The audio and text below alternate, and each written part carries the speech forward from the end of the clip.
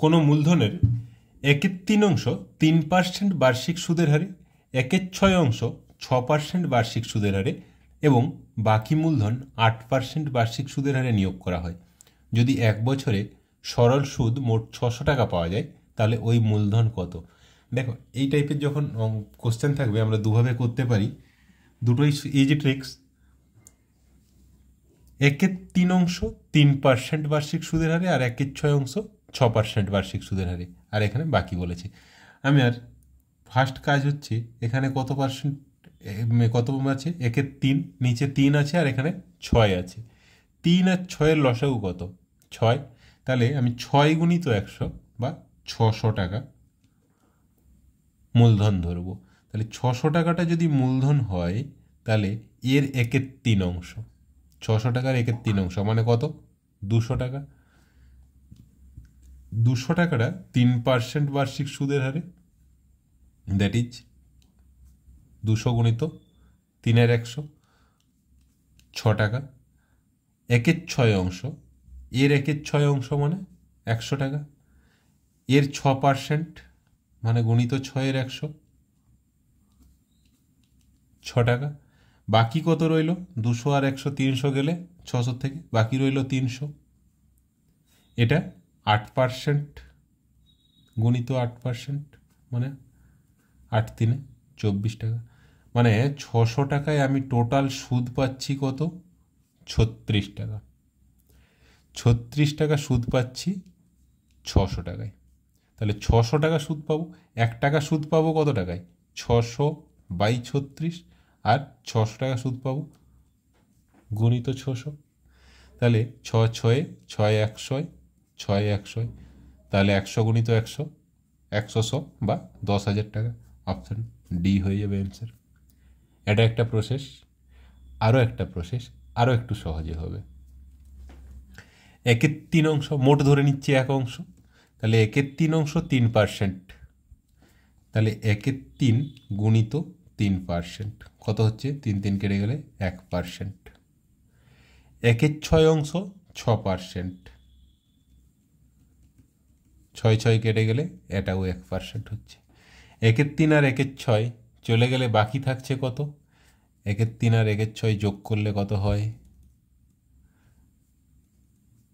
2 + 1 3 এর 6 মানে হাফ। তাহলে বাকি থাকছে হাফ ইন্টু এটা 8%, 2 4, দ্যাট ইজ 4%। টোটাল করলে কত হচ্ছে? 1 + 1 + 4 6%। এই 6% ইকুয়ালস টু দেওয়া আছে কত? 600 টাকা। 1% ইকুয়ালস টু 600/6 আর 100% ইকুয়ালস টু গুণিত 100। 100 গুণিত 100 10,000 টাকা। যার যেটা সুবিধা মনে হবে এইটা মুখে মুখে করে নেওয়া যাবে, এই পোর্শনটা মুখে মুখে করে নেওয়া যাবে। তাহলে 6% ইকুয়ালস টু 600 টাকা হলে পুরোটাই মুখে মুখে করে নিতে পারবে। একটু প্র্যাকটিস থাকলে ধীরে ধীরে এগুলো মুখে মুখে করতে পারবে। চলো নেক্সট যাওয়া যাক। সমিতা 6% বার্ষিক সরল সুদের হারে কোনো ঋণ নেয়।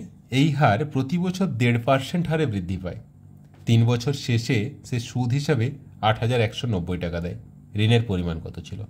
আচ্ছা, প্রথম বছর সে 6% সুদের হার দিচ্ছে, দ্বিতীয় বছর 1.5% বেড়ে যাচ্ছে, তার মানে 6 + 1.5 7.5%। তৃতীয় বছর এর থেকে আরও 1.5% বাড়ছে, 7.5 + 1.5 দ্যাট ইজ 9%। তাহলে টোটাল কত পার্সেন্ট হচ্ছে? 9 6 15 7 22.5%।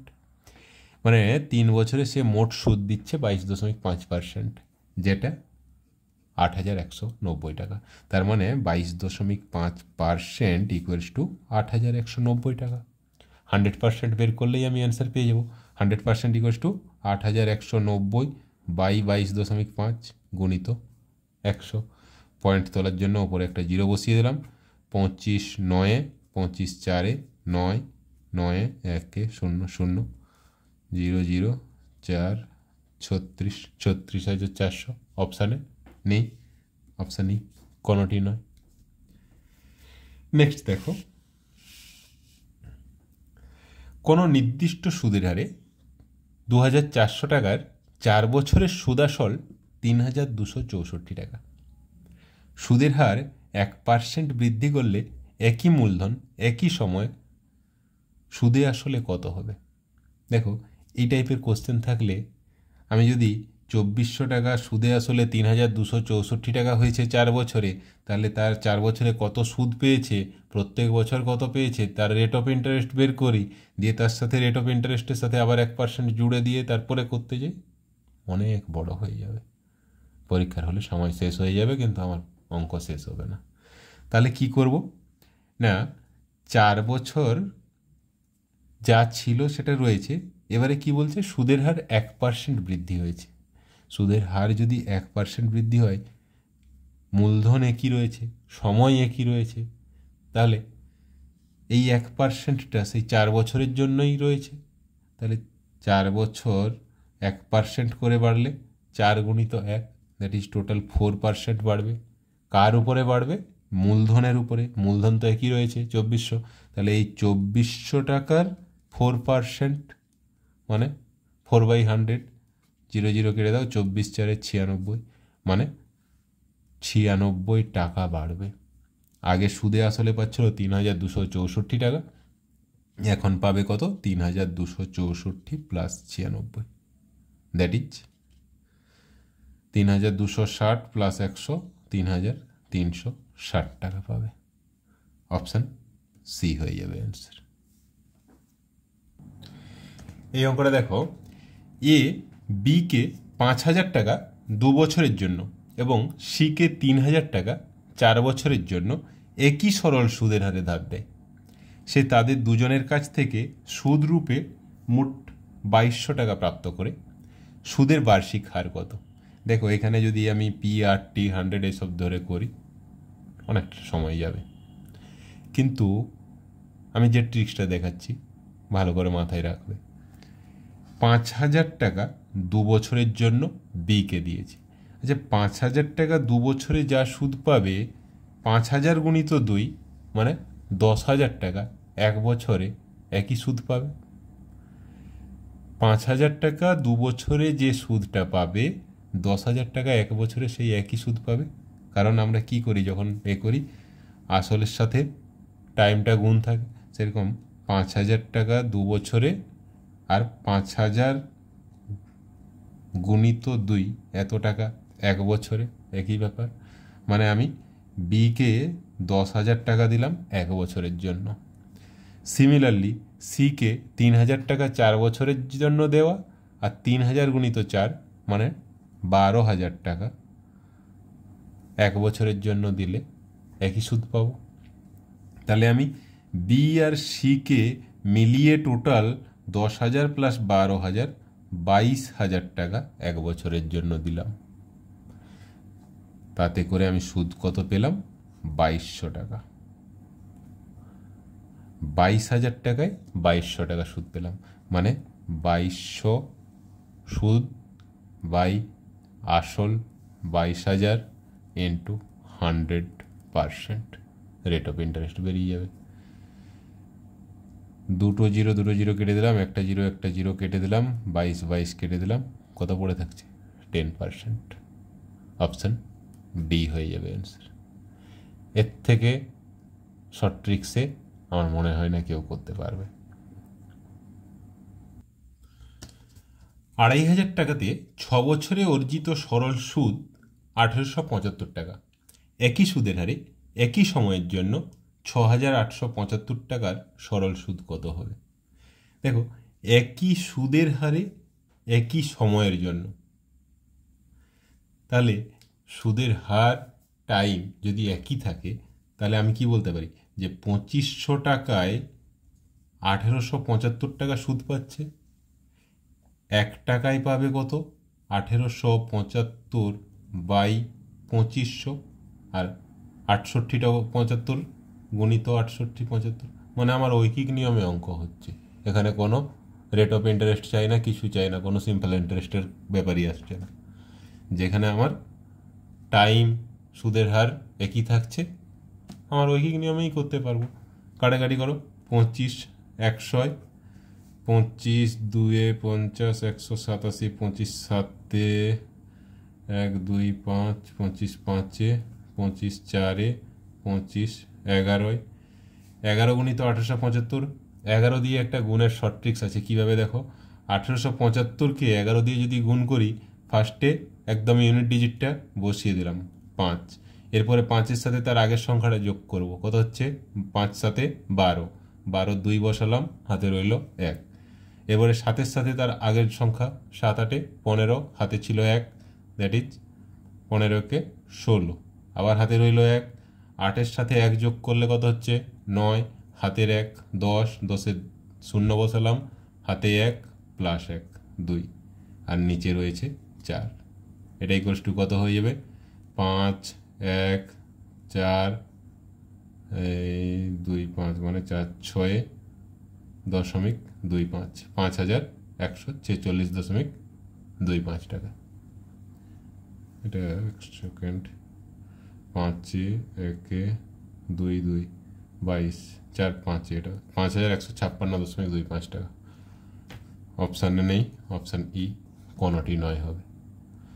আমার যখন এই টাইপের থাকবে, সুদের হার সময় একই থাকবে, তখন আর আমাকে সুদের হারও বের করার দরকার নেই, সময়ও বের করার দরকার নেই, জাস্ট ঐকিক নিয়মে অঙ্ক করে দিলেই আমার হয়ে যাচ্ছে।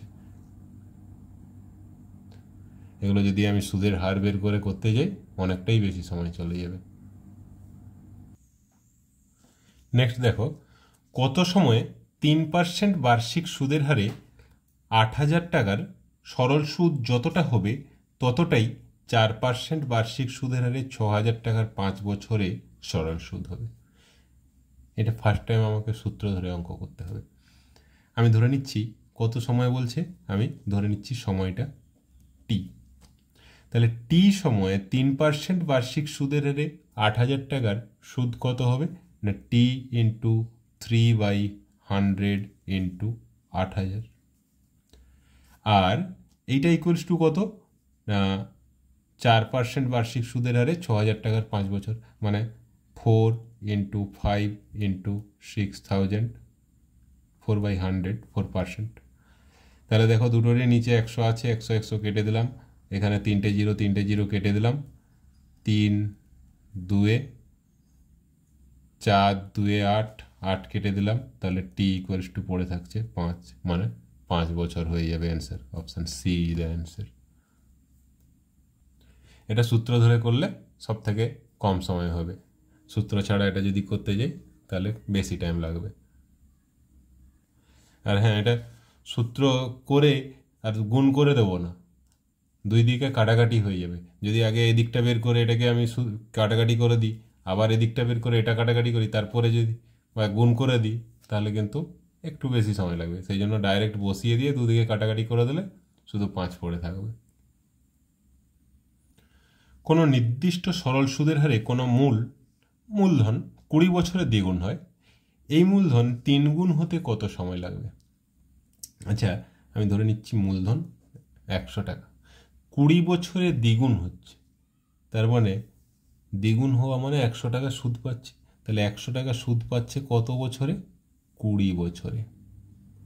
3 গুণ হওয়া মানে কি 200 টাকা সুদ পেতে হবে, মানে 100 টাকা পাচ্ছে, আরও 100 টাকা তাকে সুদ পেতে হবে, তবে গিয়ে 3 গুণ হবে। আরও 100 টাকা সুদ পেতে গেলে কি হবে, সরল সুদে হচ্ছে, তাহলে আরও 20 বছর লাগবে। তাহলে টোটাল কত বছর লাগছে? 20 + 20 40 বছর। দ্বিগুণ হতে যা সময় লাগে 3 গুণ হতে তার ডবল সময় লাগে। এই টাইপের যখন কোশ্চেন থাকবে, এখানে 40 বছর, অপশন ডি হয়ে যাবে অ্যান্সার। আমার যদি বলা থাকে দ্বিগুণ হতে যে সময়টা লাগবে, আমাকে যদি বলে 5 গুণ হতে কত সময় লাগবে, দ্বিগুণ হওয়া মানে এখানে কি 20 বছর লাগছে, 5 গুণ হওয়া মানে সুদটা কত, 100-র জায়গায় 400 সুদ হবে, তবে গিয়ে 5 গুণ হবে 100 + 400 টোটাল 500। তাহলে 100 থেকে 400 কত টাইমস হচ্ছে? 4 গুণ। তাহলে সময়টা 20 গুণিত 4, দ্যাট ইজ 80 বছর লাগবে। মানে দ্বিগুণ হতে যা টাইম লাগে, যদি এন গুণ বলা হয় তাহলে n-1 ইন্টু টি এত সময় লাগবে। এটা কখন না দ্বিগুণ হতে যদি টি সময় লাগে তখন n টাইমস হতে n গুণ হতে n-1 ইন্টু টি টাইমস লাগবে। দ্বিগুণ হতে